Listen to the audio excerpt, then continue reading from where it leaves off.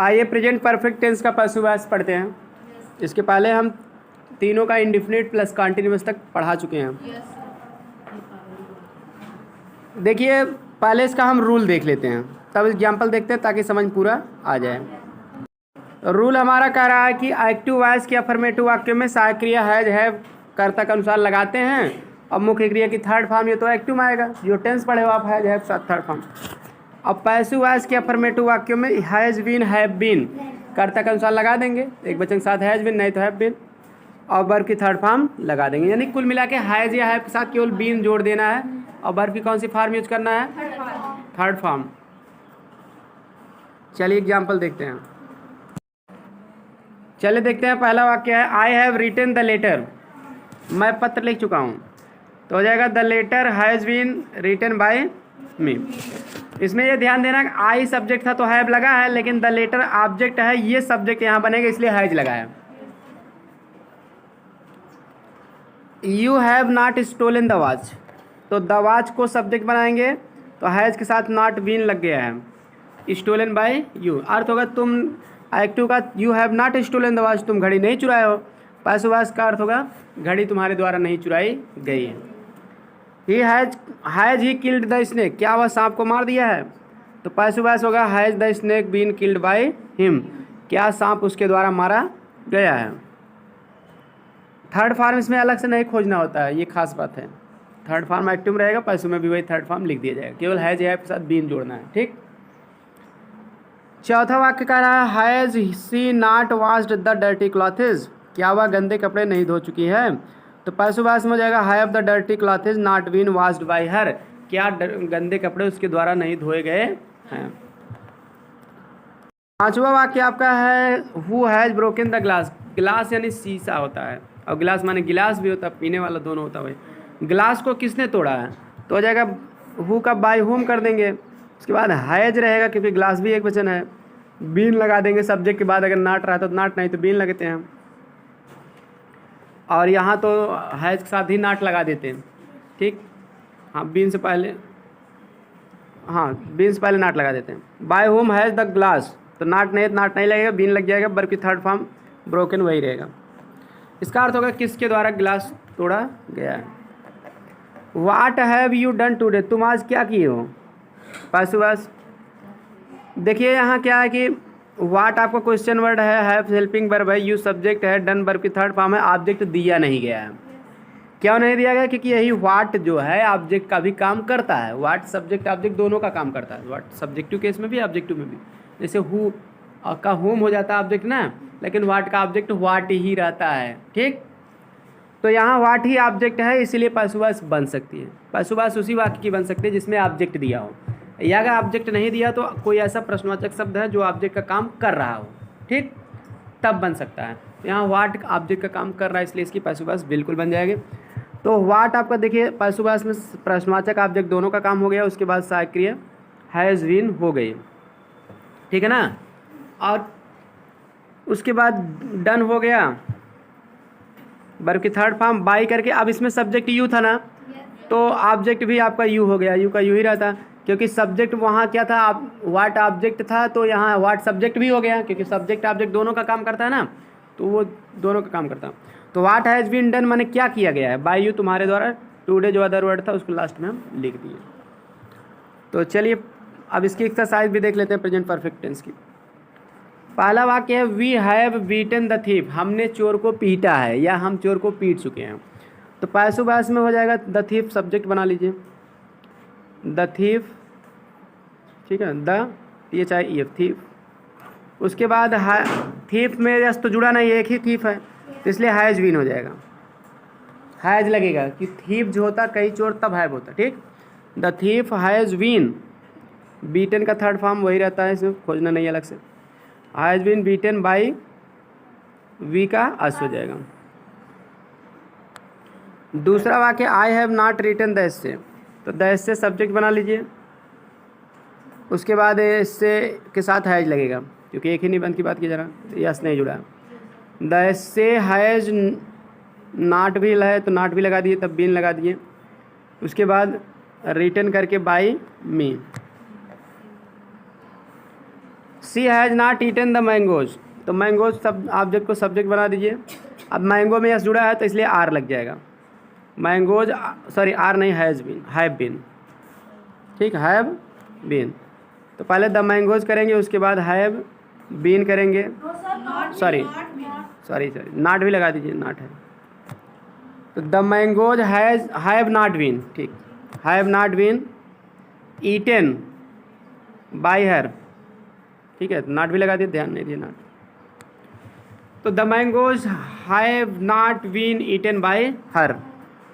चौथा है the police have arrested the robbers, तो रॉबर्स ऑब्जेक्ट को सब्जेक्ट बनाइए, द रॉबर्स। उसके बाद जो है आपका हैव है, रॉबर्स के साथ भी हैव लगेगा। अब नॉट तो है नहीं, तो बीन पे आ जाइए। The robbers have been, arrested का अरेस्टेड ही रहेगा, by the police. The robbers have been arrested by the police. अगर बाय पुलिस नहीं भी लिखोगे इस वाक्य में तब भी चल जाए, क्योंकि रॉबर माने होता है डाकू या चोर।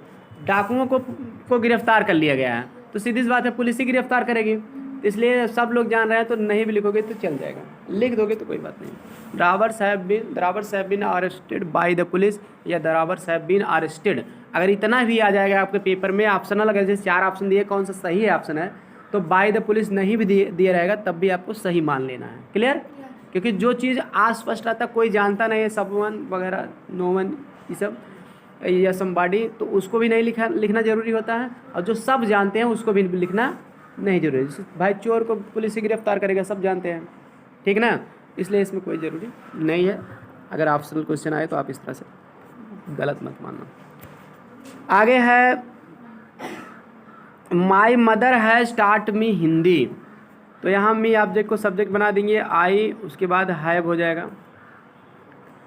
आई हैव बीन, टाट कर दीजिए हिंदी, आई have been taught Hindi by करके my mother, I have been taught Hindi by my mother. अगला ही who has burnt these papers, तो बाय होम से बना दीजिए, हु का होम, बाय होम हैव लगेगा क्योंकि पेपर्स बहुवचन है, हैव, बाय होम हैव, ठीक है, बाय होम हैव। उसके बाद आप दीज पेपर्स कर देना, बीन बर्नट, बस बाय होम, ठीक है, बाय हु का होम, ठीक है, उसके बाद हैव लगेगा, दीज पेपर्स, तब बीन बर्नट। किसके द्वारा ये पेपर जलाए गए हैं? हैज ही डिसीव्ड यू, तो हैव लग जाएगा क्योंकि यू बहुवचन लगता, यू के साथ हैव लगता।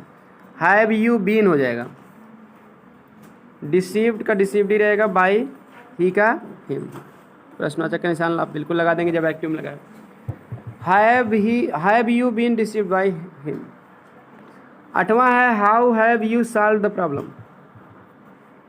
तो हाउ का हाउ ही रहेगा, प्रॉब्लम एक वचन है तो हैज लग जाएगा। How has the problem been solved by you, how has the problem been solved by you. अगला है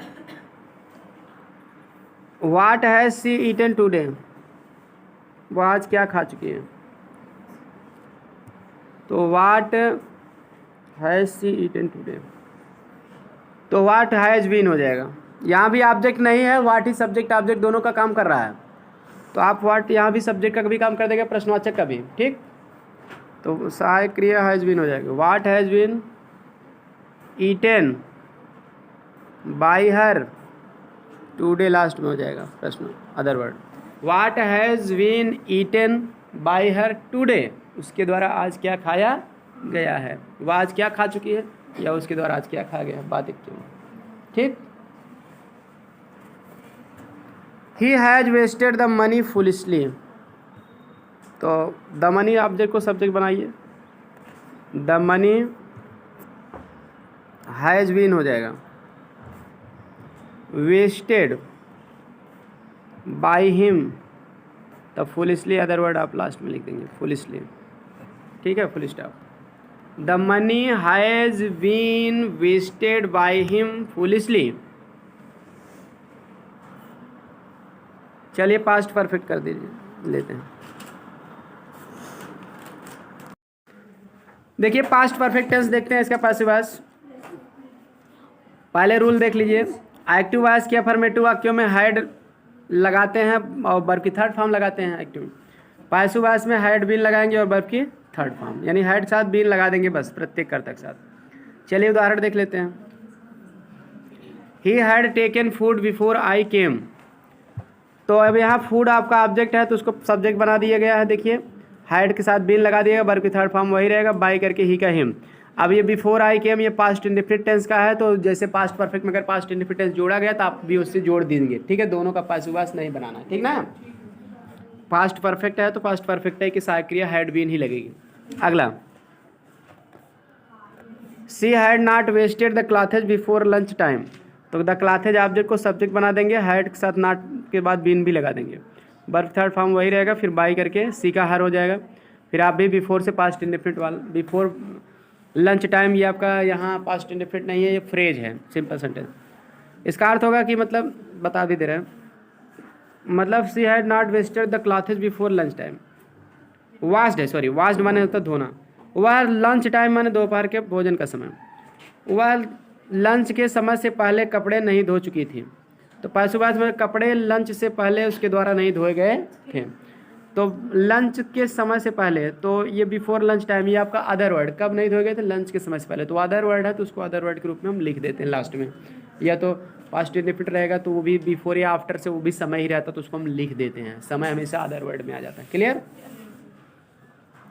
अगला है had he finish the work before you went there, यानी क्या हुआ तुम्हारे वहाँ जाने से पहले काम पूरा कर लिया था। तो हैड कर देंगे, वर्क को सब्जेक्ट बना देंगे, बीन फिनिश्ड बाय क्या कार्य पूरा कर दिया गया था, बिफोर यू वेंट देयर तुम्हारे वहाँ जाने से पहले। अब यहाँ देखिए फिनिश के बाद बाय हिम नहीं लगाया गया तो आप इसमें लगा भी सकते हैं, कोई दिक्कत नहीं है। Had the work been finished by him, क्योंकि नहीं लगाया तो आप लगा दीजिए, ठीक है ना, बिफोर यू वेंट देयर। चलिए अब एक्सरसाइज भी देख लेते हैं past perfect tense. He had spoken the truth before the case ended. तो केवल आपको बिफोर से पहले वाला क्या बनाना है, तो द ट्रूथ हो जाएगा पहले। The truth had been spoken by him, by him के बाद आप बिफोर से जोड़ दीजिए, before the case ended. The truth had been spoken by him before the case ended. अगला है she had solve the problem before the teacher came. तो the problem को आप पहले क्या देंगे, the problem had been solved by her, उसके बाद बिफोर से आप जोड़ दीजिए, बिफोर द टीचर केम। अगला the mother had cooked food. तो फूड को सब्जेक्ट बना लीजिए, had been cooked by the mother, mother के बाद फिर आप बिफोर से जोड़ दीजिए। उसके बाद अगला वाक्य आपका है the farmers had not threshed the grain before it rained. तो पहले ग्रेन को हम सब्जेक्ट बना लेंगे, the grain had not been threshed, THRASHED, threshed by the farmers, by the farmers कर देंगे, फार्मर्स के बाद जो है बिफोर इट रेन। इसका अर्थ होगा बारिश होने से पहले किसान जो है, किसान के द्वारा अनाज की दवाई नहीं की गई थी। थ्रेश में से दवाई करना, मड़ाई करना, ये सब, ठीक है ना, गेहूँ जो दाया जाता है ना उसी को थ्रेश करना। अगला the police had not written the report before the officer came. तो द रिपोर्ट हो जाएगा पहले, द रिपोर्ट कर देंगे, उसके बाद हैड है ही आपका, ठीक है, the report had not been हो जाएगा, had not been.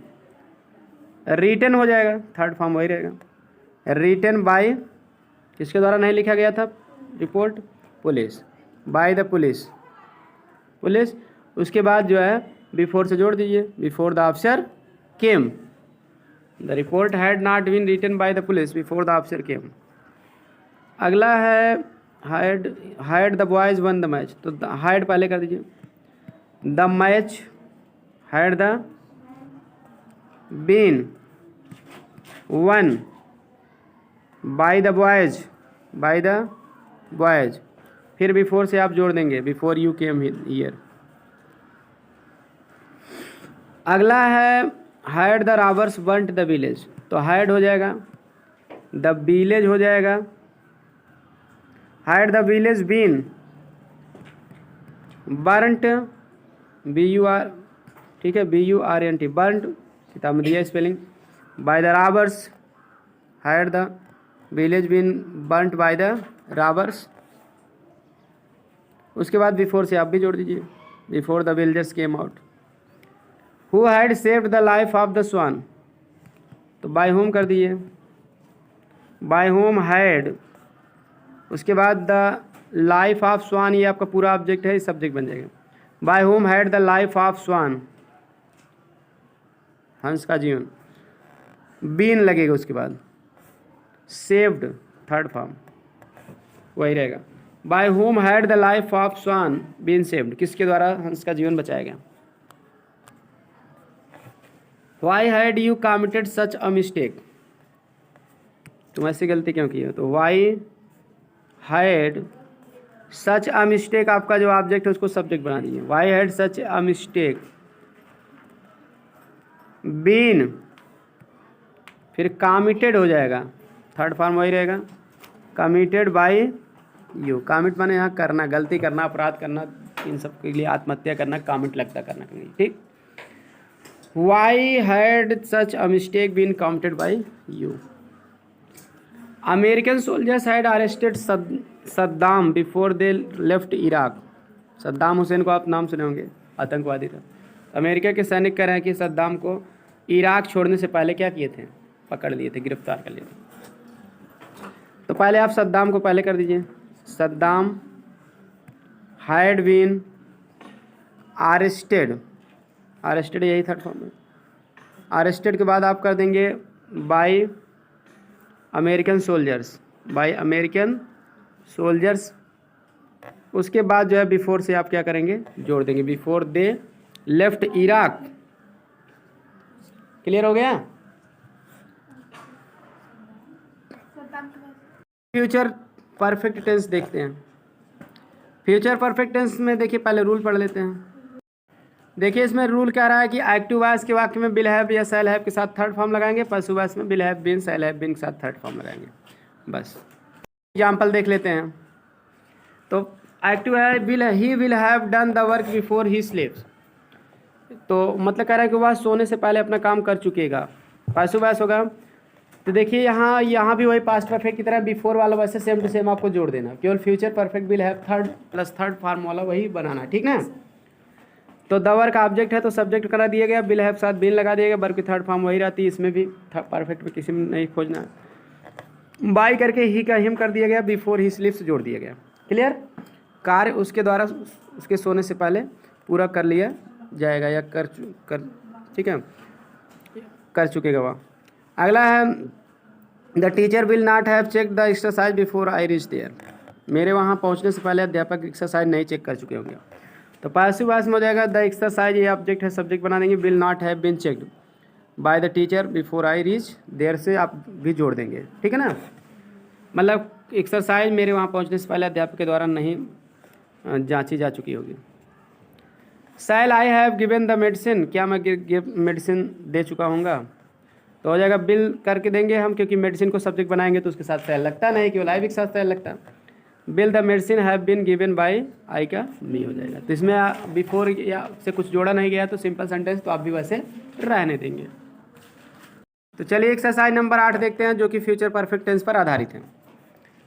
I shall have completed work by tomorrow, मैं कल तक काम पूरा कर चुकूंगा, तो पैसिव वॉइस में हो जाएगा द वर्क, पहले कर देंगे ऑब्जेक्ट को। अब वर्क के साथ तो शैल लगता ना, इसलिए बिल लग जाएगा। Will have been, will have के साथ बीन भी लगाते हैं हम पैसिव वॉइस में। The work will have been completed, वही थर्ड फॉर्म सब में रहेगा। बाय मी, आई क्या मी, अब उसके बाद बाय टुमारो भी कर दीजिए, कोई दिक्कत नहीं। ये ना सोचिए 2 बाई आ गया है, 2 बाई गया है 10 बाई है, उससे दिक्कत नहीं है। एक बाई ऑब्जेक्ट से पहले लगेगा, बाकी जो रहेगा वो भी लिखा जाएगा। क्लियर? इसका अर्थ होगा कि मतलब कार्य मेरे द्वारा कल तक पूरा कर लिया जाएगा। अगला, the servant will have brought the vegetables before I remind him, तो द वेजिटेबल्स ऑब्जेक्ट को सब्जेक्ट बनाइए। द वेजिटेबल्स, हाँ बिल हैव बीन हो जाएगा, बिल हैव बीन। ब्राट हो जाएगा, brought. The vegetables will have been brought by the servant, by the servant कर देंगे, सर्वेंट के बाद बिफोर आई रिमाइंड हिम। अगला है अस, हाँ he will have invited us before the programme starts, तो अस का वी कर दीजिए सब्जेक्ट। वी के साथ तो शैल लग जाएगा, बिल हट जाएगा, जो एक्टिव बिल है वाले पैसों में शैल लगेगा। वी शैल हैव बीन, ठीक है, invited, invited by him, we shall have been invited by him before the programme starts. अगला, she will not have written the report before we suggest her, तो the report पहले करेंगे, the report के बाद will not have been, the report will not have been reported. यहाँ देखिए report दे दिया, गलत दिया, रिपोर्टेड यहाँ भी रहना चाहिए था थर्ड, ठीक है ना? हाँ नहीं सॉरी, सही है सही है। रिटन थर्ड फॉर्म दिया है, रिपोर्ट नाउन है आपका, वर्ब होता तब था, ठीक ना, मेन वर्ब होता तब था, सही है।